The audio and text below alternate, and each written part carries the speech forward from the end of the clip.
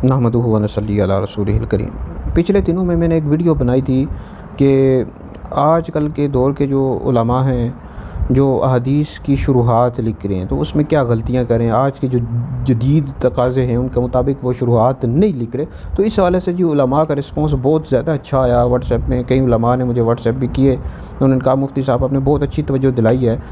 तो देखिए हमें खुशी होती है आले सुन्नत के मसलक आले सुन्नत का लोग काम करें तो हमें बहुत खुशी होती है।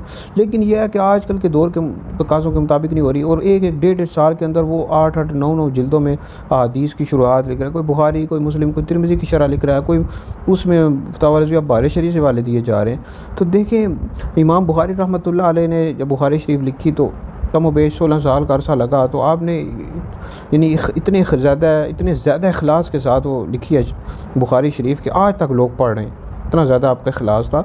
तो कहने का मकसद यह है कि आप लोग भी हदीस की जो उलमा शुरुआत लिख रहे हैं या फिर कुरान मजीद की तफसीर लिख रहे हैं तो वो फिर अरसा भी लगाएं, मतलब 4-5 साल लगाएं, 7-8 एक बेहतरीन चीज़ तैयार करें ना, ताकि आले सुन्नत को पता लगे वाकई इसने खिदमत की है।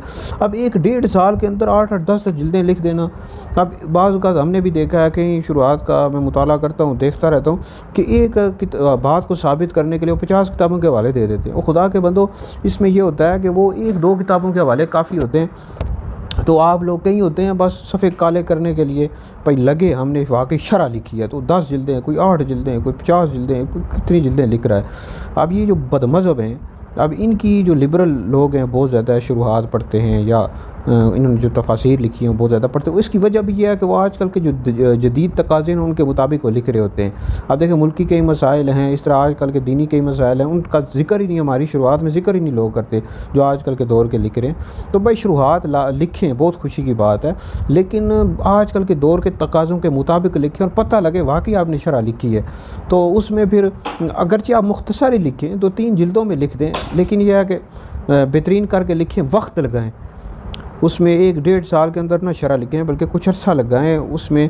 फिर कुछ चीज़ें ऐसी होती हैं जिसमें दीगर उलमा से मशवरा करेंगे तो आपको ज़्यादा मज़ीद मालूमात मिलेगी। और हमारे माशरे के अंदर जो चीज़ें होंगी उनमें भी गौर व फ़िक्र करें। तो बस मैंने 1-2 की शुरू आजकल के दौर के उन्होंने शरह लिखी है, पढ़ी है, तो बस मज़ा नहीं आया। वो कोई ख़ास मतलब हवाले दे रहे हैं, हवाले दिए जा रहे हैं, हवाले दिए जा रहे हैं, इस तरह तो नहीं होता ना। शरह जो होती है ये खाली उलमा के लिए ना लिखें या तफसीर, ये आप आवाम के लिए भी लिखें, आवाम के मुताबिक लिखें तो ज़्यादा फ़ायदा होगा। बहरहाल ये कुछ पिछली वीडियो में सख्त बातें की थी, वो अपनी ज़ात के लिए तो नहीं थी, मैंने ख्वाहिश नफ्स के लिए नहीं की थी, बल्कि ताकि हमारे उलमाए अहले सुन्नत बेहतरीन काम करें। इस वीडियो को सुनकर आप लोग आगे भी शेयर कर दें जी, बहुत बड़ा सदका जारी है।